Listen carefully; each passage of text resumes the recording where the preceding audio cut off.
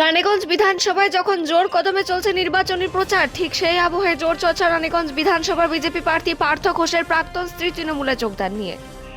মঙ্গলবার বিকেলে রানীগঞ্জের শিশুবাগান এলাকায় তৃণমূল প্রার্থী কালবরণ মণ্ডলের হাত দিয়ে তৃণমূলে যোগদান করলেন বিধানসভার বিজেপি প্রার্থী পার্থ ঘোষের প্রাক্তন স্ত্রী পাপড়ি সিনহা। পার্থবাবুর প্রাক্তন স্ত্রী তৃণমূলে যোগদান মাত্রই খনি অঞ্চলের রাজনীতিতে পারদ চড়ল। অন্যদিকে পার্থবাবু এই অভিযোগ অস্বীকার করে বলেন, হেরে যাবে বলেই কালোবাবু নোংরা খেলায় মেতেছেন। পার্থবাবু বলেন, 2007 সালে জুন মাসে আমার পাপড়ি সিনহার সঙ্গে ডিভোর্স হয়। 2015 সালে আবার আমার বিয়ে হয়। বর্তমানে বিবাহিত, এখন সুখী জীবনযাপন করছেন স্ত্রী ও 2 সন্তান নিয়ে। একদিকে দেখা যাচ্ছে বিজেপি প্রার্থীর প্রাক্তন স্ত্রী প্রকাশ্য জনসভায় তার প্রাক্তন স্বামী ও তার শ্বশুর বাড়ির অত্যাচারের কথা সামনে আনলেন। তিনি বলেন, তার প্রাক্তন স্বামী ও তার বাড়ির লোকজন তাকে শারীরিক ও মানসিক নির্যাতন করতেন, সেই কারণে তার বিবাহ বিচ্ছেদ হয়। কিন্তু প্রশ্ন উঠছে, এতদিন বিবাহ বিচ্ছেদ হওয়ার পর আজ হঠাৎ কেন প্রকাশ্যে এসে প্রাক্তন স্বামীর বিরুদ্ধে খুব উগরে দিলেন মহিলা। বিজেপি প্রার্থী পার্থ ঘোষের দাবি, 2007 সালে বিবাহ বিচ্ছেদ হয় এবং সেটা তার প্রাক্তন স্ত্রীর কারণে হয়েছিল। তার সমস্ত পরিমাণ সবুত তার কাছে আছে। এছাড়াও তিনি জানান, একটা ঘৃণ্য রাজনীতিতে নেমেছে তার প্রতিদ্বন্দ্বী তৃণমূল প্রার্থী কালবরণ মণ্ডল। কেননা তিনি বুঝতে পেরেছেন হেরে যাবেন, আর সেই কারণে এই ধরনের রাজনীতিতে নেমেছেন তিনি। পাশাপাশি কালবরণ মণ্ডলের বিরুদ্ধে হুমকি সুরে তিনি বলেন, কালোবাবুর বহু কার্যকলাপের এমন তথ্য তার কাছে আছে যেটা প্রকাশ করলে তিনি মুখ দেখাতে পারবেন না। প্রয়োজন হলে সেটাও প্রকাশ করা হবে। অন্ডাল থেকে অজিত মিশ্রা, রিপোর্ট নিউজে। দুখানা অফিসার ইনচার্জ ও পুলিশ স্টেশনের চাকরি খেয়েছি, কাজে এগুলো আমার কাছে ছোটো ব্যাপার আছে। আমি যা ক্ষমতা ইউজ করেছি আমার লাইফে এতদিন অবধি ওকালতির মাধ্যম দিয়ে কোনো রাজনৈতিক নেতা ওই ক্ষমতা ইউজ করেছে কিনা সন্দেহ আছে। আর বাকি ক্লারিফিকেশনের জন্য আমি আমার যে কোর্ট পেপার যেটা 2007 সালে 2004-এ বিয়ে হয়েছিল, 2007-এ ডিভোর্স পিটিশন ফাইল হয়েছে। সেই ফাইল করেছিলেন ওই ভদ্রমহিলা, যে ভদ্রমহিলা আজকে যাকে হয়তো সম্ভবত টাকা পয়সা দিয়ে তাকে এটা করানো হচ্ছে। এখন তিনি যে কথাগুলো বললেন স্টেজে দাঁড়িয়ে, সেই কথাবার্তাগুলো যে বলেছেন সেটা আজকে 19 বছর আগে তার বলা উচিত ছিল। 19 বছর আগে উনি যখন ডিভোর্স পিটিশন ফাইল করেছিলেন, সেই ডিভোর্স পিটিশনে প্যারা ওয়াইজ কী বলেছে আপনারা যদি বলেন আমি আপনাদেরকে বলে দিতে পারি। সেখানে একটাই কথা ওনার, যে আমার সঙ্গে ওনার টেস্ট মিলছে না, আমার শ্বশুরবাড়ির লোক খুব ভালো, আমার হাজব্যান্ড খুব ভালো, আমার কারো এগেনস্টে কোনো রকম কোনো অ্যালিগেশন নেই এবং আমার সাথে কোনো রকম কোনো ঝগড়া নেই। আমি এটা মিউচুয়ালি চাইছি, উনি যদি রাজি হন তাহলে আমি ডিভোর্স চাইছি।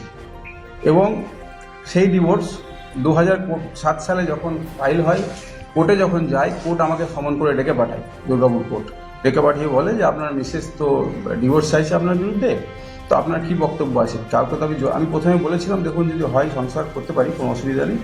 তো কোর্টেরই বক্তব্য ছিল, দেখুন জোর করে সংসার করানো যায় না, আর আপনি এটাকে যেটা ভালো বুঝবেন করুন, কিন্তু জোর করে আমাদের সাজেশন তাই। তো উনি প্রেজেন্ট ছিলেন, সব কোর্ট আনকোর্ট সব ডকুমেন্ট আমি সার্টিফাইড কপি নিয়ে এসেছি কোর্টের, যেটা সার্টিফিকেট কপি আজকের তুলনায় 2007। তো আমার যারা দাদা দিদি সবাই আছে, তাদেরকে আমি আমার ভালোবাসা, আমার প্রণাম জানাচ্ছি। আমার নেতৃগণ যারা আছে তাদেরকেও আমি আমার প্রণাম ভালোবাসা জানাচ্ছি।